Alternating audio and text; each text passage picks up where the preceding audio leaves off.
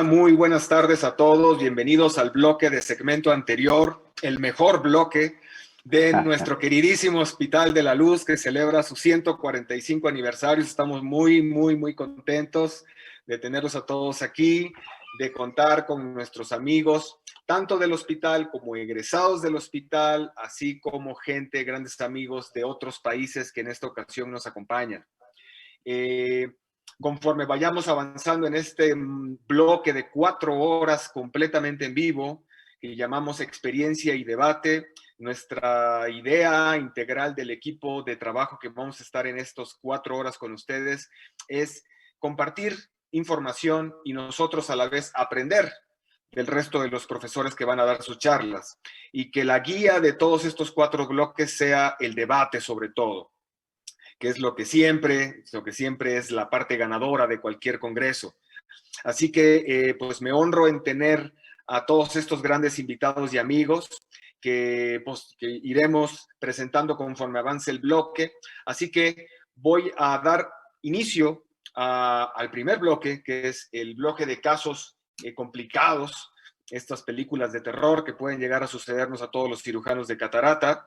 Y para este bloque vamos a estar de moderadores nuestro queridísimo Jerry Valvecchia desde allá, desde lejano Argentina, pero siempre tan cerca de nuestro corazón. Hola, mi querido Jerry. ¿Cómo están? Bueno, buenas noches acá, buenas tardes allá. La verdad que súper agradecido por la invitación. Vamos a ver qué aprendemos. No se diga más, mi querido Jerry. Bueno, pues sin más ni más, vamos a hacer este módulo en el cual son presentaciones de casos clínicos de 5 minutos y posteriormente una discusión de 5 minutos. Adelante, cedo micrófonos y cámaras a mi querido Jerry. Perfecto. Bueno, vamos a mostrar un caso que en realidad no es tan vistoso, pero sí es interesante porque hay algunas cosas que se pueden aprender. Ahí se llega a ver mi pantalla, ¿sí? Sí, perfecto. Bueno, es una chica joven. Ahí está arrancando. Es una chica joven que me vino a ver por una faquia, me la derivaron del interior de Argentina. Me llegó así. No sabía realmente, no dilataba absolutamente nada, no sabía qué hacer. Entonces me dijeron, bueno, no tiene ningún tipo de soporte capsular. Por las dudas, yo empecé a programar la cirugía como si fuera a hacer una llamada modificada, que no está para nada de más, uno va previniendo ciertas cosas. Entonces, hago los bolsillitos que me gusta hacer, hago todo como si no tuviera ningún tipo de sostén y uno va viendo sobre la marcha, en estos casos, qué es lo que pasa. Hacemos los 2 bolsillos esclerales. No había forma de que dilate con nada. Tenía ahí en hora 12, que ustedes pueden ver, una mancha blanca, como una cicatrización o algo dentro de la hiderectomía que le habían hecho en la primera cirugía. La habían operado de chica, obviamente. Era una afáquica, una catarata congénita. Y llegaba a una visión bastante aceptable, pero no toleraba más lente de contacto. Ponemos los trócares. Todo esto es preparativo por si tenemos que usarlos. A lo sumo, sacamos todo y no usamos nada. Bueno, ahí estamos recién ahora entrando al ojo a ver qué hay, a ver qué hay. Ese cuchillete es de 2.4, abro un poquito más, porque realmente acá no hace falta escatimar tamaño de incisión en estos ojos, son ojos muy especiales, y por primera vez me encuentro con el iris, y vamos a ver qué pasa.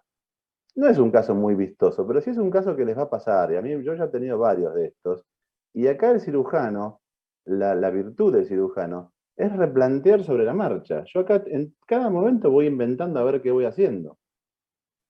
Abro como puedo un stretching, algo se ve. Miren eso. Tiene todas las células que fueron creciendo con los años. Tenía 20 y pico de años, la operaron a los 5 años de edad. Entonces, ya uno empieza a ver, bueno, algo de sostén tiene, qué sé yo, me voy a intentar con una espátula o con algo, ver si tengo sulcus. Ahí parece que venía bien, parece que venía bastante tranquilo todo. Son cirugías donde uno va inventando o replanteando. ¿Cuántas heridas, cuántas entradas se hacen en el ojo? Las que sean necesarias. 1, 2 o 20. Tienen que estar cómodos para operar. Estos son consejos más que nada para los chicos más jóvenes. Y ahí sí estaba pegoteado. Todo lo que era barra 12 estaba absolutamente pegoteado. No tenía forma de romperlo. Tampoco podía tirar demasiado. Intento una vez, intento 2 veces. Yo esto lo recorté a unos pocos minutos, pero la cirugía fueron 45 minutos mínimo, con una micro tijera intento cortar, cuando veo que no puedo despegar, corto directamente. Entonces, bueno, de lo que estaba pautado que iba a ser un yamane, a esto dista bastante de ser. Por eso tenemos que estar prevenidos. No lo podía cortar del todo bien, ahí abajo hay unas masas blancas, hay una cosa media extraña.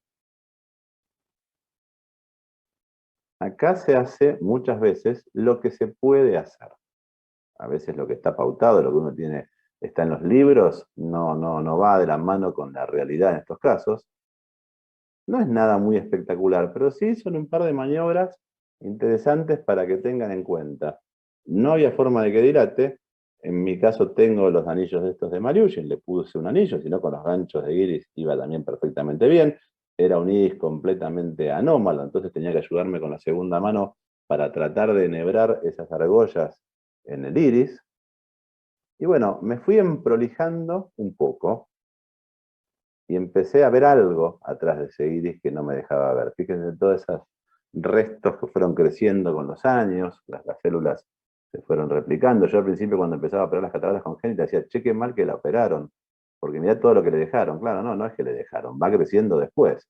Se va como regenerando nuevamente un cristalino anómalo y tenemos todos esos anillos, las donuts, les llamo yo, que si uno quiere apoyar un lente ahí en el sulcus, no tiene demasiado lugar.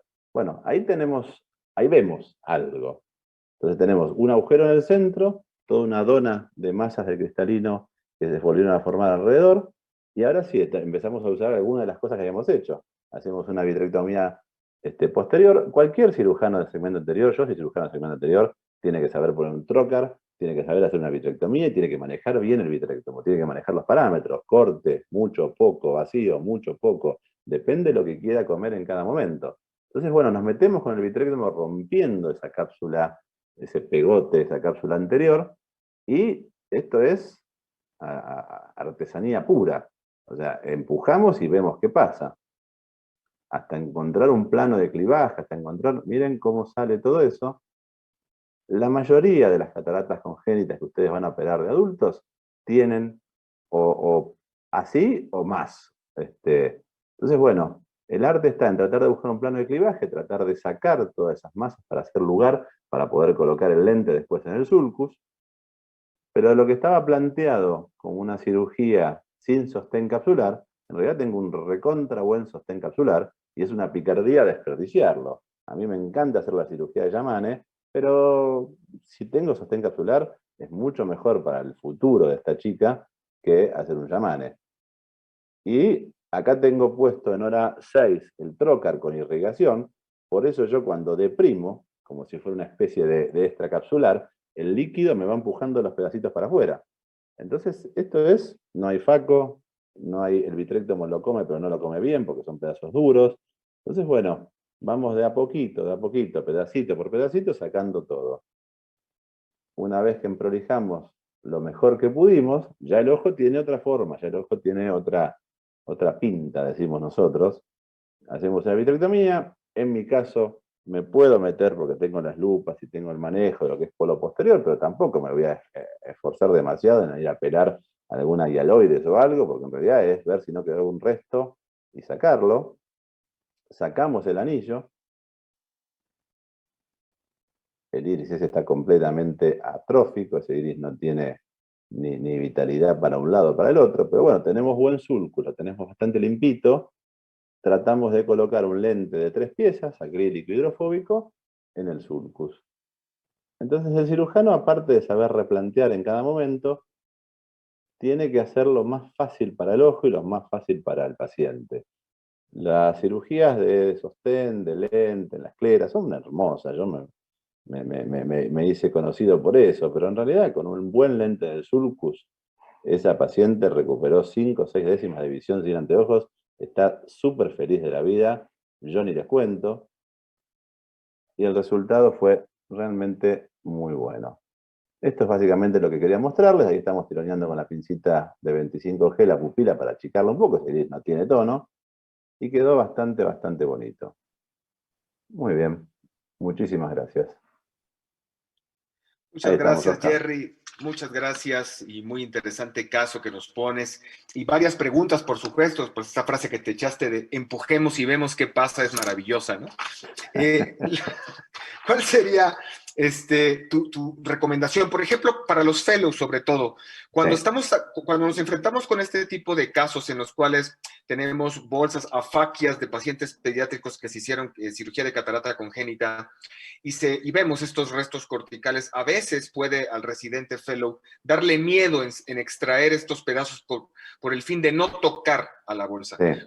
¿Cuál sería tu experiencia con respecto a cómo se comportan estas bolsas fibrosadas de casos que fueron operados en edades pediátricas, Jerry? Por lo general siempre hay un plano de clivaje.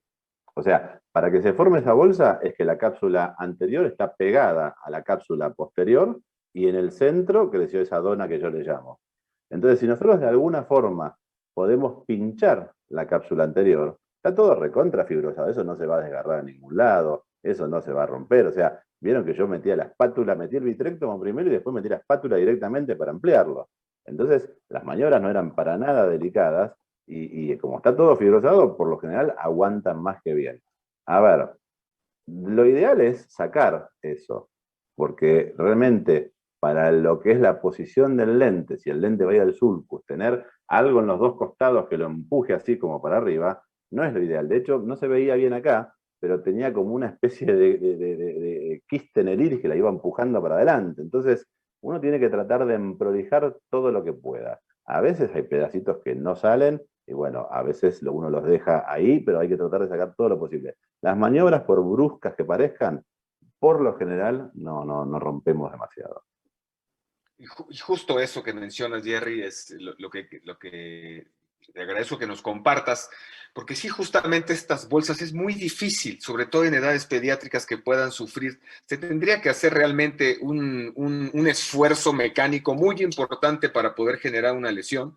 Por supuesto, Exactamente. sabemos que no hay nunca, no hay siempre, pero estas cápsulas suelen aguantar bastante esto de empujemos y vemos qué pasa, ¿no? A ver qué Otra de pasa. las cosas, mi querido Jerry, es y que nos deja escuela, por supuesto, es uno tiene en la cabeza antes de la cirugía un plan de acción.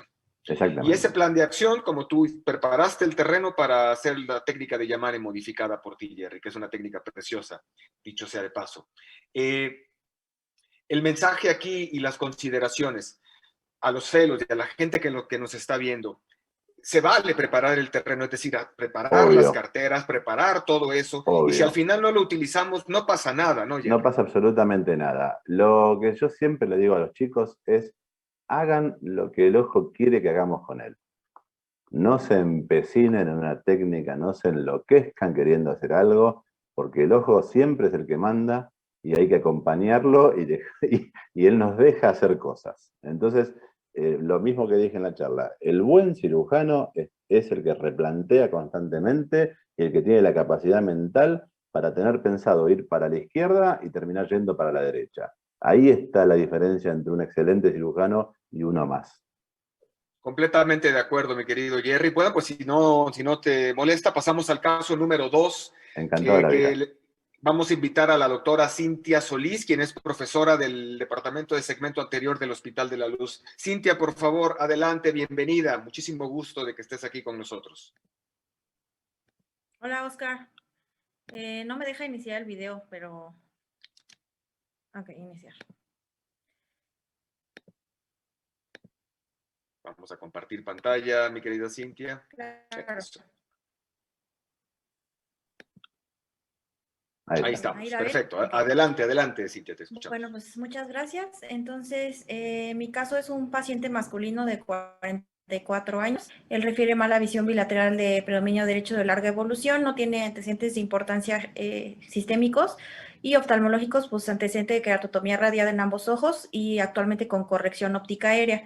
Cuando él se presentó en el hospital, en el ojo derecho tenía menor agudeza visual y como vemos una miopía importante, un adecuado conteo de células endoteliales, la presión dentro de parámetros normales y como vemos en la imagen que es del ojo derecho, tenía 16 cortes radiales en la córnea, así como una catarata cerúlea, el polo posterior sin ninguna alteración.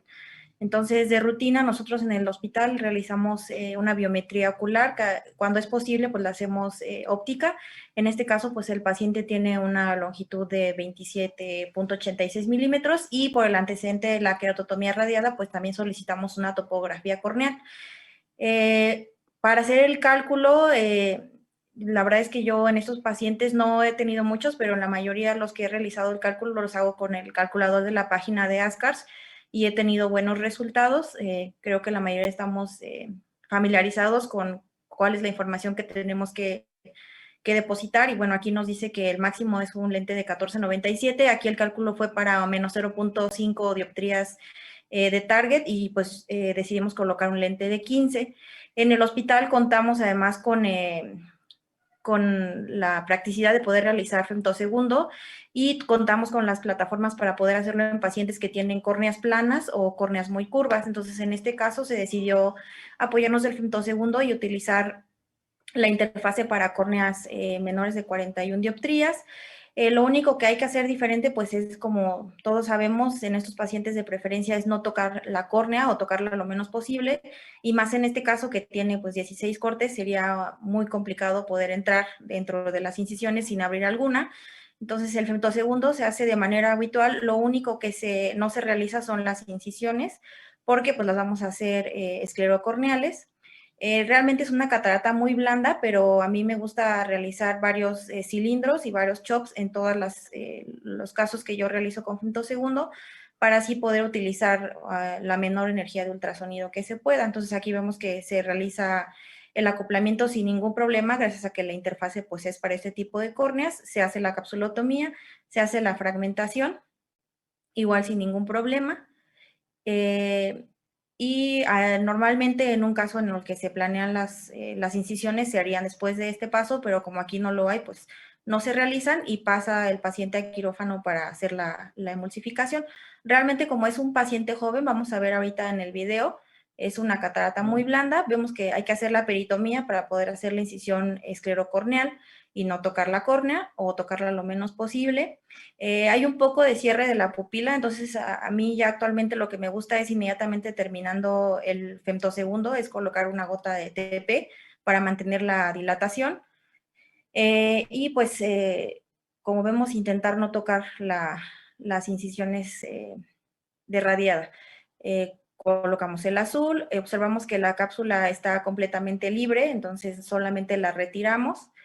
Y recordar que cuando hacemos femtosegundo, pues antes de hacer la hidrodisección, tenemos que liberar las burbujas, porque si no lo hacemos de la otra manera, de la manera habitual, esas burbujas más el líquido pueden ocasionar un bloqueo y que tengamos una ruptura. Entonces, primero se libera el gas, posteriormente se hace la hidrodisección y pues vemos que prácticamente es una facoaspiración, ¿no? No utilizamos gran cantidad de ultrasonido. Después, pues hay que aspirar la corteza. Sabemos que puede ser un poco más complejo en estos casos porque como la hidrodisección no es igual que en una cirugía normal, puede haber más adherencias y colocamos viscoelástico y el lente en la bolsa. Cerramos la incisión, bueno, aspiramos el viscoelástico, cerramos la incisión y voy a pasar al... Realmente aquí pues ya solamente cerrar y verificar que no haya fuga. La imagen que tenemos aquí a la izquierda es al primer día del posoperatorio. Como vemos, pues tiene el hiposfagma, que es por la succión durante el femtosegundo, pero realmente la córnea se ve muy clara, el lente se ve en su lugar y del lado derecho podemos observar los resultados al mes de la cirugía, una agudeza visual de 20/30, realmente con una refracción pues mínima, alcanza una buena visión y pues el paciente obviamente está muy feliz y se programa para la cirugía del ojo contralateral. Entonces, pues en este caso es complejo porque, como sabemos, con pacientes con queratotomía radiada va a haber un cálculo de lente complejo porque va a haber una dificultad para obtener un adecuado cálculo del poder de la córnea y poder predecir la posición efectiva del lente. En el artículo que tengo aquí abajo, se ha reportado que los mejores resultados en pacientes con queratotomía radiada o láser miópico están entre el 75% de los pacientes más menos 0.5 dioptrías del objetivo refractivo, que sería el caso de este paciente, y que el calculador de ASCARS, que fue el que utilizamos, pues nos da más o menos entre el 45 al 72% de pacientes con este rango en el objetivo, y puede haber errores desde 0.45 hasta 0.84 dioptrías. Y la recomendación en esos pacientes, pues, es obtener el cálculo del lente usando los mayores acercamientos posibles, seleccionar el lente basado en un consenso de múltiples métodos, siempre que sea posible, y pues hablar adecuadamente y cuidadosamente con nuestro paciente sobre el riesgo de un error refractivo residual que es fuera del esperado y que no tenga expectativas tan altas con el resultado refractivo. Y pues eso sería todo. Muchísimas gracias, Cintia. Muy bonito caso y con un resultado espectacular, Jerry. Es decir, le quedó con menos 0.5 de miopía, ¿no? Muy presumida la doctora Cintia Solís. Envidia total. En la vida me van a quedar a mí así. Sí, pues, vaya que sí. ¿Cómo ves, Jerry? Los casos de queratotomía radiada tratados con femto. Es todo un tema esto, ¿eh? Está perfectamente bien tratado y tuviste realmente un resultado fantástico. Bueno, acá está David Flicker, que en los próximos módulos va a estar. Yo uso muchísimo la fórmula del Panacea para todos estos ojos raros, uso eso. Lo único que te faltó en la última diapositiva es, en todas las cosas de explicarle al paciente que puede quedar mal, es decirle, señor, es casi imposible que su ojo se quede quieto durante muchos años. Claro. O sea, esas heridas que están van a seguir trabajando. Es muy difícil la estabilidad a largo plazo, porque tengo casos de lo que se te ocurra, que se van para un lado y para el otro, o sea, son ojos que esas decisiones, y más 16, es muy probable que van a seguir trabajando en el tiempo. Nada, hay que hablarle, en algunos años seguramente tendremos que ponerle un lente suplementario para corregirle el defecto que su ojo vaya dando, pero nada, está perfecto, muy bien resuelto. Un caso increíble. Lucho Scaff, ¿quieres mencionar algo, Luchito? Sí, antes de que existieran todas estas fórmulas y el HORA y todas estas fórmulas muy precisas de refracción para el cálculo del lente, nosotros hacíamos la refracción intraoperatoria en estos pacientes. No nos iba tan bien como la doctora, pero por lo menos no nos escachábamos mucho. Entonces era muy sencillo, ¿no? Hacíamos la FACO en el momento intraoperatorio, hacíamos la refracción con el paciente acostado o sentado, y eso lo multiplicamos por un factor de corrección que previamente ya habíamos sacado nosotros estudiando ojos normales. Y hay un capítulo, no me acuerdo exactamente qué capítulo es. El método Scaff, mi querido Lucho, el método Scaff. Para el cálculo del lente. Y nos iba más o menos, ¿no? Por lo menos 2 o 3 dioptrías de diferencia, pero no tantas. Yo le hago una pregunta a la doctora, ¿por qué decidió hacer femto? Honestamente, porque en el hospital contamos con la tecnología y justo era el tiempo en que acaban de llegar las interfaces que funcionaban para ojos tanto muy curvos como muy planos. Y me pareció una buena opción, y además sabiendo que el femto nos puede ayudar a que el lente esté mejor centrado y que podamos tener un buen tamaño de cápsula Rexis para que cubra nuestra óptica, pues creo que no está de más, ¿no? Buscar el único riesgo con el femto es el anillo de succión, que está bien que en el femto no es tanto, pero te puede abrir las heridas. Te puede abrir las heridas de una forma hermosa y ahí empiezan a trabajar de vuelta, pero bueno. Y también, por eso insistimos en que el caso es un caso muy bonito y muy afortunado. En queratotomía radial, cuando las incisiones son muy fibrosas, el femto no pasa y te pueden quedar tacos. Sí, cuando hay leucomas, pues sí, de preferencia no utilizarlo, ¿no? Pero en afortunadamente se hizo sin ningún problema la cápsula Rexis. Muy bien, muchas gracias. Resultado fantástico. Gracias, muchas gracias. Gracias. Vamos a pasar al siguiente ponente, que es nuestro querido Lucho Scaff. Bueno, adelante, Lucho. ¿Me deja compartir? Adelante. Listo. Te vemos muy bien. Adelante. ¿Se está viendo la pantalla? Muy claro. Sí, Lucho. Bueno, felicitar a la luz porque son 145 años. Eso no se cuentan todos los días, ¿no? Ahí me puse a revisar un poco la historia y bueno, da para largo eso, ¿no? De todas maneras, felicitaciones y a Oscar, que está de jefe del departamento en estos primeros 145 años. Yo le voy a mostrar 2 casitos, cataratas traumáticas y miriasis paralítica, que hicimos en compañía con la doctora Juanita Londoño. Y esta es una paciente mía, jugadora de golf, que le pegaron un pelotazo, ¿no? 40 años.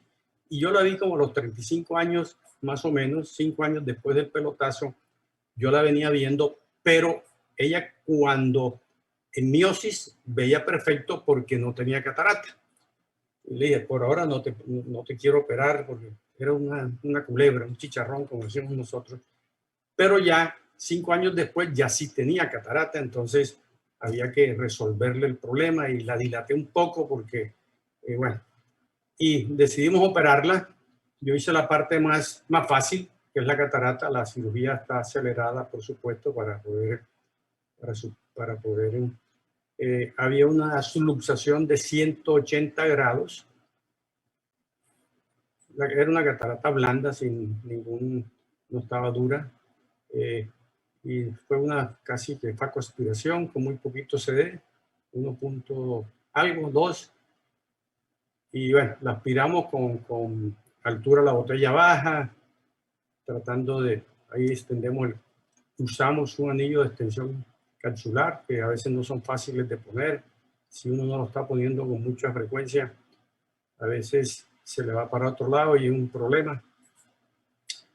Y vean ustedes cómo al colocar el anillo de extensión capsular se reformó un poco ese saco, ¿no?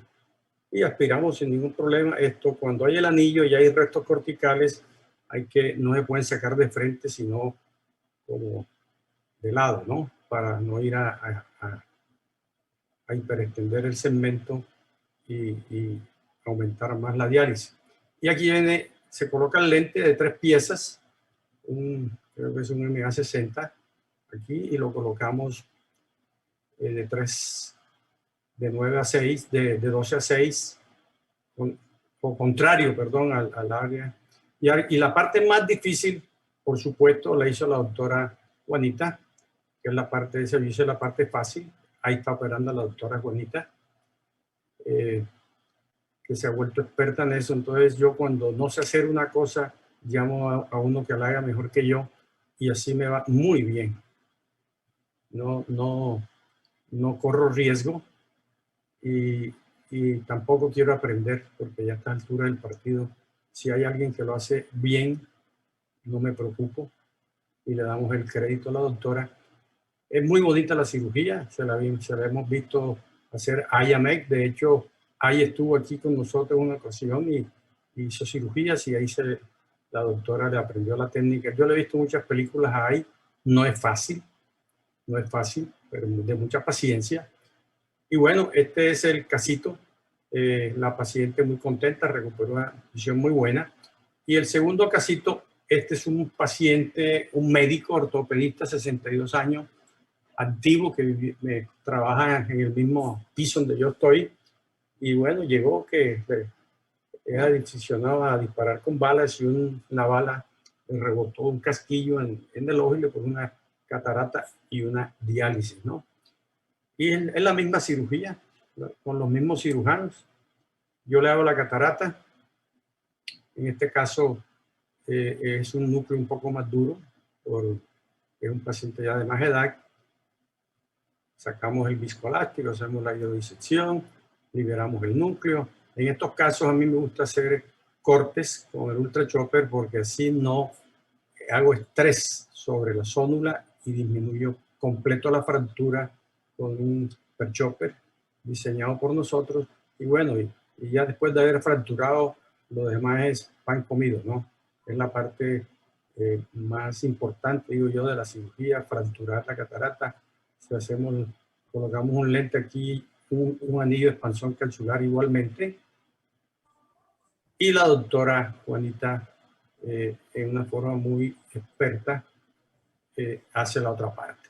Es la misma técnica que mostré anteriormente. Ahí yo le ayudo un poquito antes de que ella comience con la cánula de aspiración, dejar un poquito el iris que está acartonado. Y es increíble cómo esos iris, después de tanto tiempo, como la paciente anterior, que uno cree que no van a extender, hiperextienden de una forma impresionante. Ya le hemos visto a Ait y a otros cirujanos hacer esto, y uno cree que no se puede, ¿no?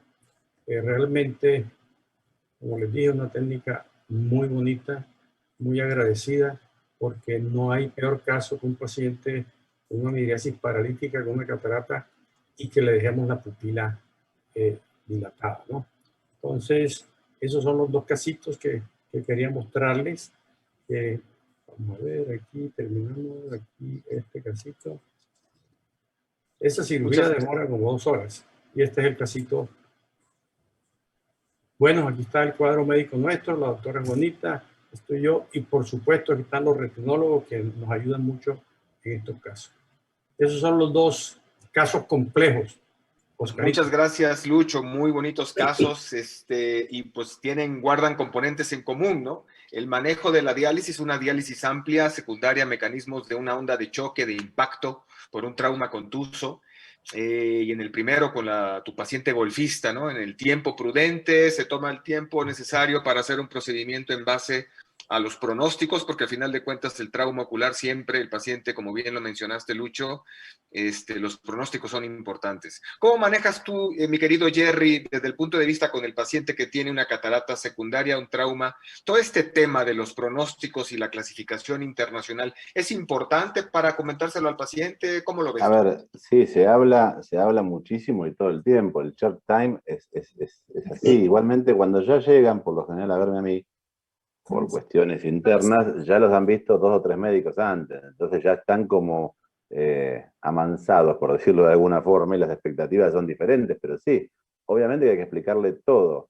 Por lo general, los resultados son buenos. Yo los cerclajes los he hecho alguna que otra vez, pero a veces con un punto simple de un lado y del otro, con la que hace Agarwal de las 4 pasaditas, alcanza para achicar el iris la mayoría de las veces. O sea, obviamente es mucho más vistoso verlo a Aiko, verlo a Juanita, operar, que realmente son virtuosos, pero a veces en el día a día no es tan sencillo de hacer por cuestiones operativas, porque es como dice Lucho, una cirugía de estas son 2 horitas mínimo, y bueno, ojalá tuviéramos solamente una cirugía en el día, pero a veces hoy operé a la mañana 35 pacientes.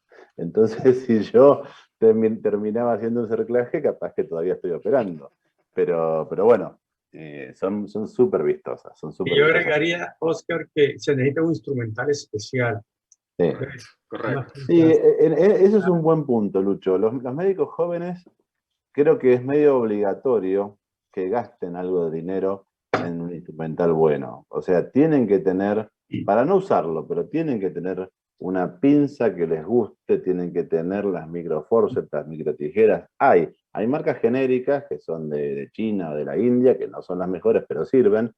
Pero creo que es una inversión que les va a dar frutos sí o sí. O sea, me parece que vale la pena gastar en buen instrumental quirúrgico. El médico que empieza, aunque no es lo habitual, tiene que tener de todo lo mejor. O sea, el cuchillete que mejor corta, la pinza que mejor agarra y la pincita que le guste. Pero bueno, a veces en nuestro país no es lo habitual. Y yo agregaría una cosa, que ahora con estos ojos artificiales y hay unos iris especiales para aprender. Yo traté y me puse a aprender, pero no estoy para eso en este momento, porque así como dice Gerardo, nos gusta hacer cirugías de 10 minutos y esto 2 horas, pero a los nuevos fellows de residentes sí les estamos enseñando a suturar iris y hacer hidroplastia con estos ojitos biónicos, ¿no? Que son muy buenos. Sí, completamente. Con agujitas especiales. Lucho, termino con una pregunta para ti y para que muchos fellows tienen y residentes. El anillo en casos como este, antes de extraer el núcleo o después de extraer el núcleo. Yo veo que lo pones después. Depende. Si es una catarata blandita, lo pongo antes. Si es dura, después. Porque cuando es dura, no hay mucha corteza y de pronto tú maniobras mucho ahí. Cuando es blandita, sigue un plano de clivaje y se va, ¿no? Claro. A veces cuando uno no está haciéndolo muchas veces y trata uno de hacerlo manual, se le puede soltar dentro del ojo y se va al surco y es un problema serio. Anda a buscarlo, se llama. Hay una frase en inglés que no me la acuerdo nunca, pero bueno, en realidad el anillo se pone lo más lejos que se pueda y lo más pronto que se necesite. O sea, básicamente es así. Si uno lo puede llevar para el final de la cirugía, mejor, pero a veces hay que ponerlo con todo el cristalino adentro del saco. Exacto. Y recomiendo para aquellos que están empezando a colocarlo, referenciarlo con una sutura de nylon. Nunca se van a arrepentir de hacer eso por si algo ocurre con ese anillo. Vamos a pasar al siguiente caso, si me lo permiten. Gracias, Lucho. Y vamos a pasar con la doctora Lili Salinas, quien es profesora del departamento de segmento anterior. Adelante, Lili, por favor.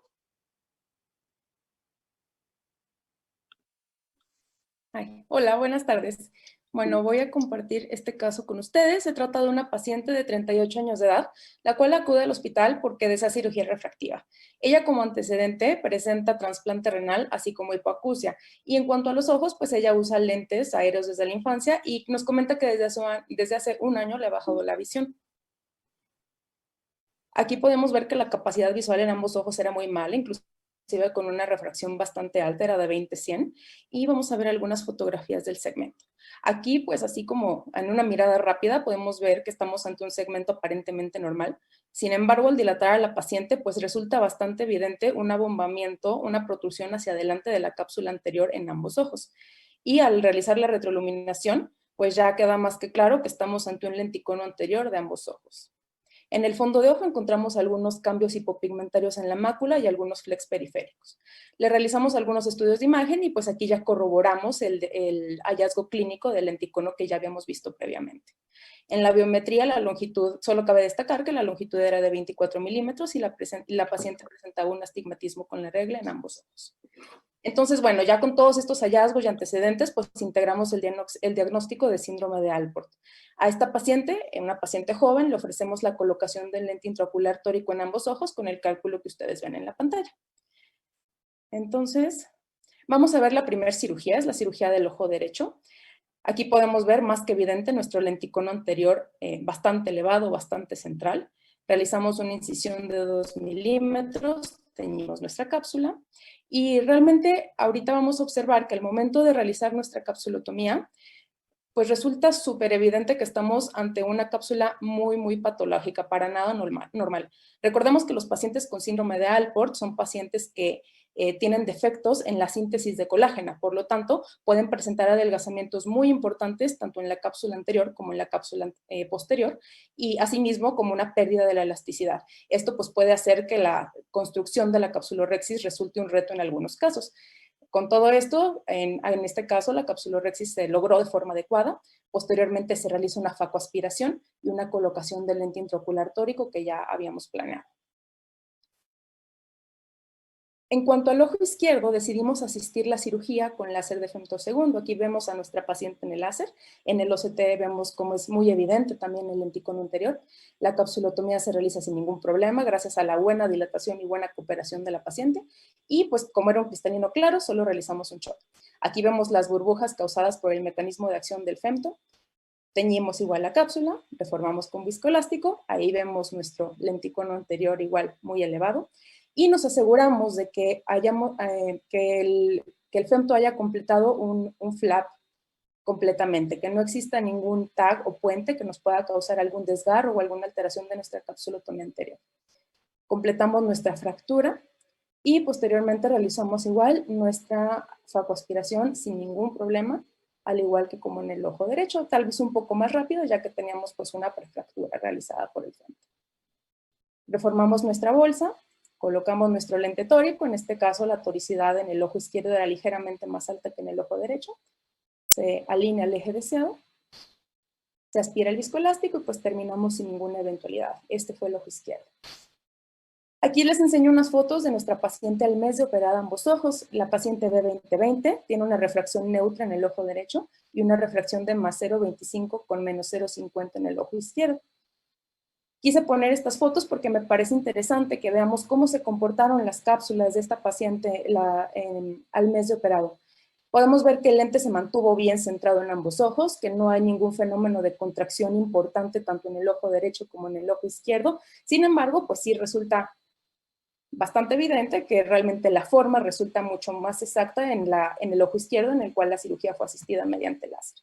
En cuanto a la estabilidad del lente, pues se portó muy bien en cuanto a rotación tanto en el ojo derecho como en el izquierdo. En el ojo derecho solamente se rotó 1.5 grados y en el ojo izquierdo 2 grados, nada que repercutiera gravemente la visión final de nuestra paciente. Entonces, bueno, ¿qué aprendimos en esta cirugía?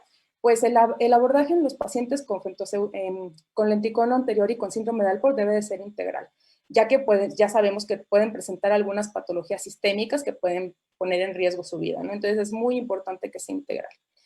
Las expectativas del paciente deben de ser siempre reales, deben de tener amplio conocimiento de las complicaciones durante la cirugía a corto y a largo plazo. Y definitivamente el uso del láser de femtosegundo resulta una herramienta extremadamente útil en estos pacientes, siempre y cuando contemos con ella. Si no contamos con ella, como vimos en nuestro caso, el abordaje manual puede ser muy exitoso. Muchas gracias. Muchas gracias, Lili. Un caso muy bonito desde muchos puntos de vista, desde el abordaje clínico, el llegar al diagnóstico, cómo lo abordaron en todo lo que es la parte prequirúrgica, cálculo de lente y la cirugía espectacular a una sola mano. Jerry, por favor, ¿cómo ves este caso de nuestra Nada, muy bien resuelto, realmente felicitaciones. Nada, lo del femto no es un tema hiper controversial para hablar horas y horas y horas y horas. Obviamente que ayuda al cirujano, pero bueno, ya lo charlamos en otro momento.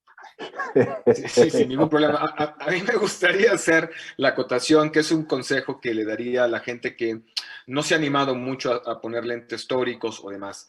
Este tipo de casos como lenticonos, en donde hay una alteración de la forma del cristalino, pueden dar refracciones esferocilíndricas prequirúrgicas, Sí. en los cuales el cirujano pueda pensar que el cilindro alto de estos casos es a consecuencia de la córnea y piensen que sea una lente tórica lo más conveniente.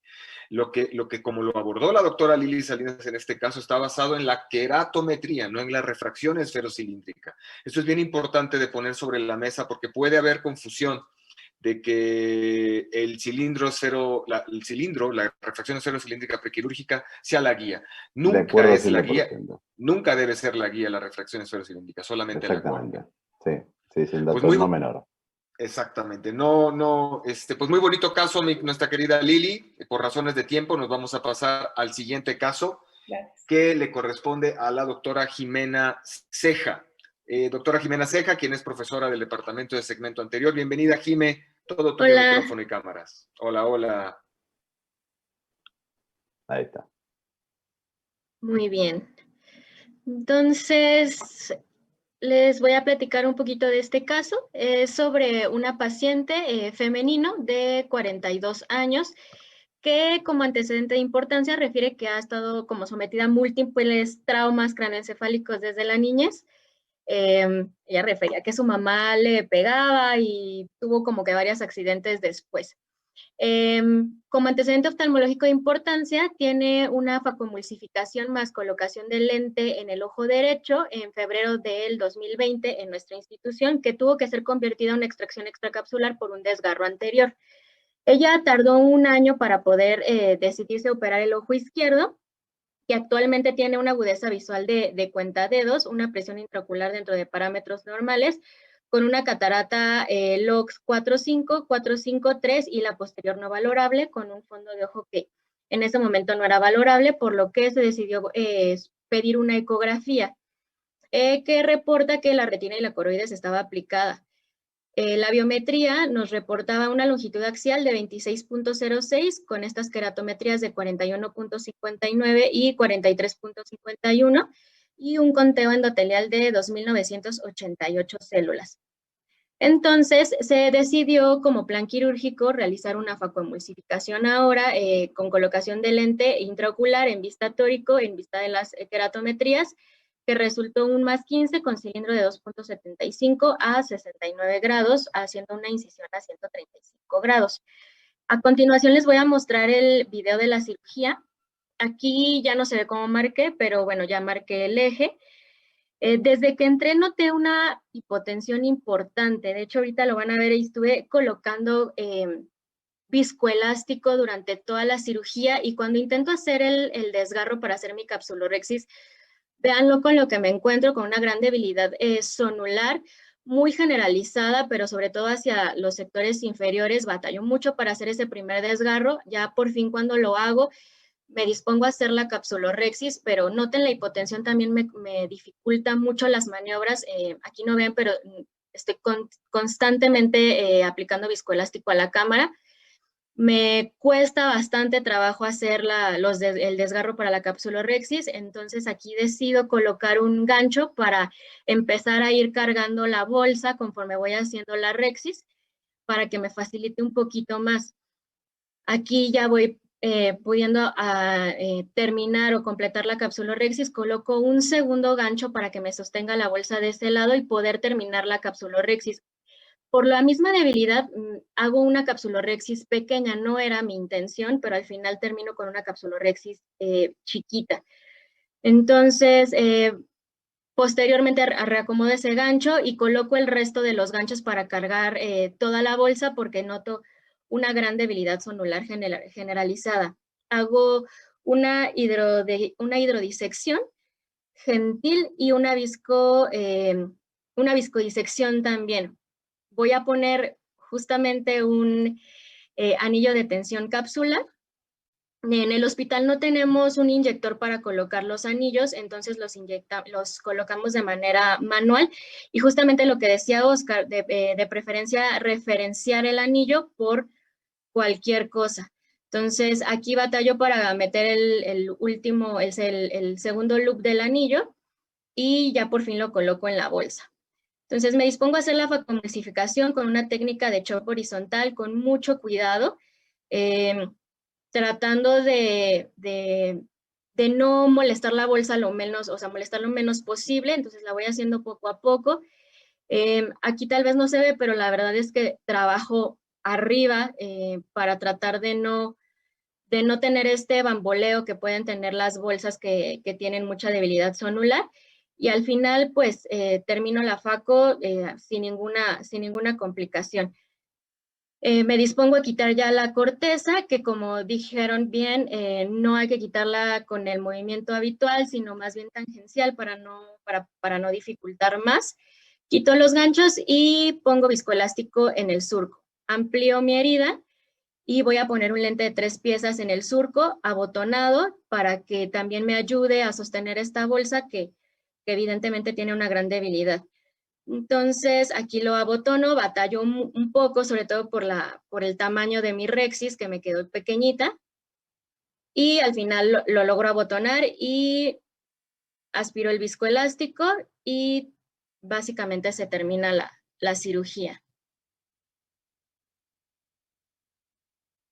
Y aquí les voy a mostrar el resultado de la paciente al mes de posoperada. Realmente fueron revisiones continuas, se inflamó bastante al principio, por lo que les comento de que trabajé muy arriba, pero terminó con una agudeza visual de 20/70, con esta refracción de más 0.25 con menos 2.37 por 130 grados y con esto quedó con una capacidad visual de 20/30, una presión intraocular dentro de lo normal. Realmente en miosis el lente abarca totalmente la pupila sin mayor problema. Ya en midriasis pues pueden notar cómo la óptica se subluxó ligeramente hacia temporal inferior, pero en miosis la paciente no refiere nada y quedó muy contenta con el resultado. Y eso sería todo. Qué bonita cirugía hiciste, ¿eh? Realmente te felicito. Hiciste todo bien. Muchas gracias. Sí. Completamente de acuerdo contigo. Lo único que, pero eso te lo van a dar las caras después. No sé si es del todo necesario capturar la óptica dentro del bag. ¿Por qué? A ver, está todo suelto. Y posiblemente en la historia evolutiva de ese ojo, capaz que se siga soltando. Entonces, lo que uno piensa que le da el sostén las dos ópticas del lente al resto del bag, y capaz que no, capaz que te termina corriendo el lente, dejalo flojo en el sulcus y ves. O sea, me ha pasado más de una vez que no por este caso, pero una pseudofoliación, que nosotros tenemos muchísimo en Argentina, te termina arrancando todo y sigue trabajando con los tiempos y te va moviendo el lente. Entonces, por ahí, si lo dejabas libre en el sulcus sin encarcelar la óptica dentro del bag, te evitas un problema en el futuro lejano.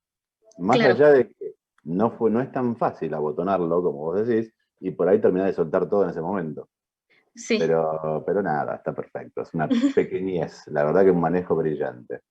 Un manejo brillante, coincido con Jerry, el tema de backing the lens en este tipo de alteraciones de sonulares y bolsas casi sueltas, ¿qué tanto la lente con las ápticas apoyadas en sulco tiene la capacidad de cargar la bolsa?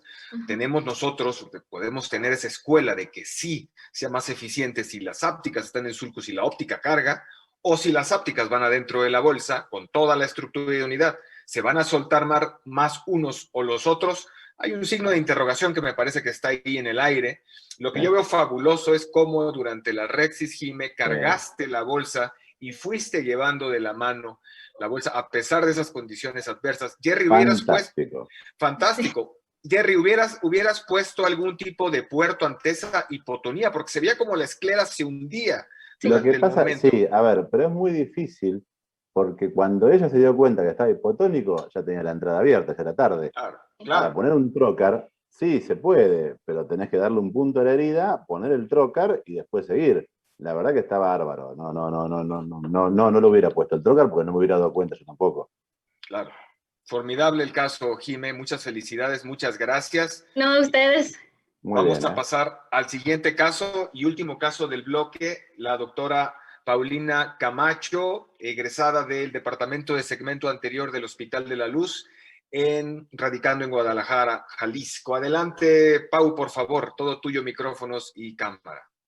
Gracias, Oscar. No puedo iniciar mi video porque creo que ustedes me lo bloquearon de inicio. Déjame ver si ya puedo. No. Voy a ir compartiendo mi pantalla en lo que se puede... Sí, adelante. Ahí estás. Poner mi video. Sí. Y me dices, ¿voy empezando? Adelante, por favor, Pau. Claro, bueno, pues voy a presentarles un caso clínico, ya se habló un poco de este tema, pero vamos a concentrarnos un poco más en cálculo de lente y no tanto en el video quirúrgico, que en lo personal me encanta esta cosa de calcular lentes difíciles. Es una paciente femenina de 61 años de edad, ella es cocinera, llega solamente con el antecedente de haber tenido una cirugía radiada en su córnea hace 30 años, usuaria actualmente de lentes progresivos, más o menos había estado viendo bien con ellos, pero nos refiere que tiene más o menos 6 meses, que empezó a ver borroso, que la luz le lastima, que ya no ve tan clarito. Entonces, bueno, decidimos revisarla. Aquí encontramos en el ojo derecho una agudeza visual de 20-200 que corregía 20-60 con estenopeico, igualmente con su refracción, un poco negativa, con poco astigmatismo, que eso creo que en los pacientes con radiada es no tan común encontrar. Y en el ojo izquierdo una refracción de 20-50, una agudeza visual de 20-50 con una refracción ligeramente positiva, igual con un poco astigmatismo y con un poco de mejor corrección, ¿no? Muy bien. Perdón, no me dejaba avanzar. Estas son las fotografías clínicas del ojo derecho. Lo más importante a destacar son sus 12 incisiones radiadas en la córnea, no tan regulares unas con las otras, llegando al centro, y la presencia de una catarata ya franca, quirúrgica completamente, en este ojo incluso con componente nuclear importante y posterior, eso era lo que más le estaba impactando en la visión, y en el izquierdo un poquito menos, pero más o menos con el mismo comportamiento, igual con sus 12 incisiones radiadas. Muy bien, entonces recordando rápidamente cómo o qué le hacen las incisiones radiadas a la córnea, pues lo que van a hacer es que estos cortes que se hacen inicialmente, déjenme pongo mi puntero rápidamente, lo que van a hacer al cicatrizar o al cerrar es hacer un pequeño como abombamiento o encurvamiento periférico y aplanar el centro. Por eso idealmente este tratamiento se indicaba en miopías, ¿no? Y bueno, vamos a continuar. Cuando recibimos a pacientes con estas córneas, sobre todo hay muchas cosas que pensar. Primero, operar o esperar. Definitivamente a mí me gusta operar cuando tengan catarata, cuando realmente el cristalino sea el culpable de que la visión vaya peor. O bueno, a menos de que estén muy positivos por los cambios corneales y pues realmente se les puede ofrecer algo. ¿Por qué? Porque hay un alto riesgo de sorpresa refractiva por lo mismo que estas córneas. Esto hay que comunicárselo al paciente, no es lo mismo que el paciente llegue con una córnea virgen y le vayamos a prometer independencia de lentes a estos ojos, ¿no? El lente que vamos a seleccionar igualmente es una córnea que está tocada quirúrgicamente, tiene múltiples incisiones, la aberración esférica está completamente alterada, está seguramente mucho más positiva y hay que valorar un lente que nos compense un poco esta aberración. No la va a compensar al 100%, no tanto, pero que nos ayude. El cálculo de lente hay que tenerle paciencia, hay que ver muchas fuentes queratométricas, hay que hacer varios cálculos y con eso ir determinando el poder, ¿no? Y bueno, las modificaciones a la técnica quirúrgica, que ya se ha hablado de eso. Enfrentándome a este caso, decidí comunicarme con un gran amigo y maestro, sobre todo, para ver si yo estaba yendo por el buen camino, porque a pesar de que me gusta mucho hacer esto, pues siempre es bueno tener ahí alguien que te diga, sí, adelante, creo que haría lo mismo que tú, ¿no? Entonces, estas son las imágenes topográficas, no me voy a detener mucho en eso, son cambios de un paciente con radiada, idealmente apenas se alcanza a percibir el moño, pero pues son, si las vemos más de cerquita, una córnea en el centro completamente irregular, se ve que la zona de transición es amplia, ¿sí? Este es el comportamiento de la córnea, nos vamos a concentrar en los 3 milímetros. Lo que dice la literatura es que tomando las queratos a los 3 milímetros tenemos un riesgo de menor error. También yo había aprendido en la escuela, en la luz, donde tengo la oportunidad de pedir todas las herramientas y pues ya tienes tu cálculo con todo, que realmente aquí en la privada tú pides topografía, quieres que te traigan Pentacam, llegan con otro tipo de topografía. Entonces uno va aprendiendo, avanzando y hacer sus cálculos con lo mejor que puede tener a la mano, ¿no?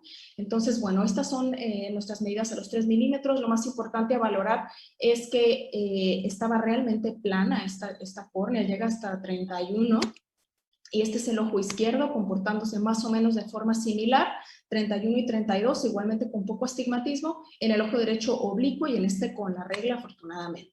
Pongo la imagen aquí del cálculo de lente que me traen porque pues muchas veces así, aquí está, ¿dónde está aquí el oscurito, el primer miópico? Tomamos esto. En este paciente obviamente no se puede, es un cálculo especial. Hay muchas cosas que considerar. Si nosotros tomáramos este lente, el paciente nos va a quedar sumamente hipermétrope, ya que por la medida keratométrica, la posición efectiva del lente, las fórmulas la van a predecir mucho más anterior. Entonces el lente nos va a quedar con un residual muy, muy, muy hipermétrope, ¿no? Entonces, bueno, aquí desgloso derecho-izquierdo. Cabe destacar la longitud axial ligeramente alta, esperada en un paciente posradiada, el comportamiento keratométrico. Si nos ponemos a ver cuánto difieren de los 3 milímetros con era aproximadamente una dioptría. Se realizaron los cálculos de lente que ahorita les voy a mostrar. Puntos clave antes de ya meternos en lo que desglosamos o lo que le metimos a ASCARS es, bueno, la longitud axial un poco alta, ¿sí? Considerar que es una córnea tratada, las aberraciones esféricas positivas, hay que elegir un lente que por lo menos tenga un poco de aberración esférica negativa. En este caso elegimos un lente Asfina corrector de aberraciones, que es el 509, y que obviamente considerando que teníamos que escoger una casa comercial que tuviera lentes arriba de 30. ¿No? La pérdida normal de la cara anterior y posterior, pues aquí obviamente sí va a estar perdida en un astigmatismo oblicuo. Sabemos que normalmente no se movería según las reglas de una córnea normal. Entonces, pues por eso las fórmulas convencionales no son tan útiles. Lo que decía el doctor Baloyke, que las mediciones corneales van a ser fluctuantes y esto va a seguir a lo largo de su vida. El resultado que tengamos ahorita inmediato después de la cirugía va a seguir cambiando con el paso del tiempo. La topografía de la mañana y la de la tarde va a dar valores distintos, entonces eso es un riesgo. Entonces, bueno, aquí está el ojo con el que decidimos empezar. ¿Sí? Esto es lo que descargamos en ASCAR. Así de cuenta, siempre me gusta también hacer por aparte el Barrett Trucay. Uno, porque me da más o menos cuánto se le quiso aplanar o se le quiso tratar en caso de que fuera un tratamiento ablativo, ¿sí? Y me gusta ver cómo se comportan los residuales, el equivalente esférico residual.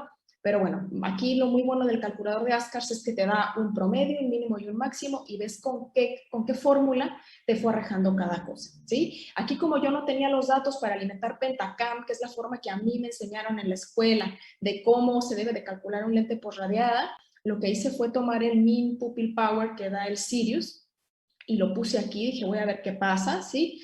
Y este cálculo que les muestro aquí es con las keratometrías a los 3 milímetros. También se realizó con las keratometrías de IOL Master, pensando que IOL Master es un gran keratómetro, y el comportamiento variaba igual que en la toma, más o menos una dioptría, dándonos un mínimo abajo, el máximo lo daba alrededor de los 29.50, ¿no?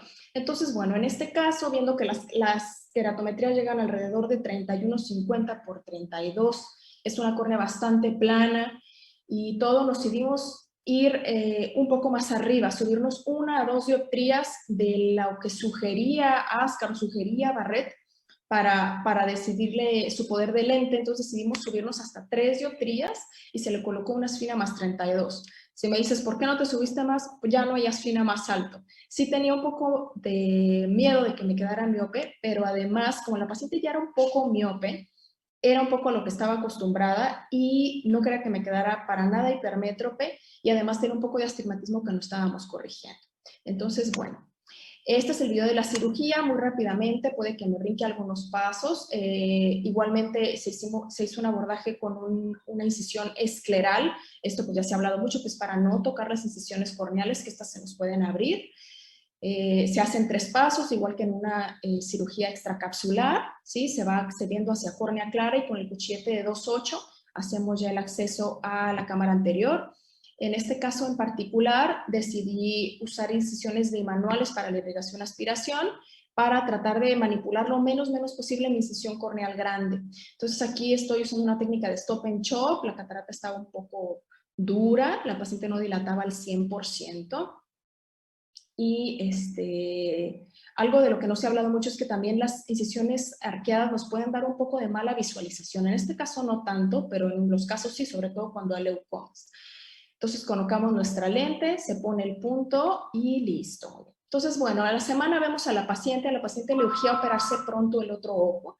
Entonces nos dice, doctora, voy muy bien, ya cuando ponemos el otro veo de cerca sin lentes. Entonces digo, ok, vamos a revisarlo. Y nos encontramos con que nos quedó con este resultado miópico. Sabemos que no es definitivo, pero puede acercarse a como más o menos va a estar. Entonces, bueno, ya sabiendo que este ojo nos quedó así, que no está tan inconforme con este resultado de la paciente, decido hacer el abordaje para el otro ojo, comportándome de la misma manera, usando las mismas queratos a los 3 milímetros, poniendo el Miope Pupil Power aquí, y ahora sí decido hacerle un poco de caso al calculador. Si las queratometrías no hubieran estado tan planas, probablemente desde el principio lo hubiera hecho así, pero son queratometrías que casi llegan a 30, entonces sí decidí hacerlo de esta manera. Aquí está mi calculador, decidí irme con el 30, que se acerca más o menos a una dioptría, y si se fijan aquí en los promedios, me decía que máximo le colocara un 31.50, pero mínimo un 29.2. Luego en estos calculadores ese es el problema, ¿no? Que te da el promedio, mínimo y máximo, pero difieren entre el mínimo y máximo dioptría y medio. O sea, realmente hay que analizar y desmenuzar muy bien los cálculos, ¿no? Saberlos leer muy bien. Aquí le colocamos el aspina más 30.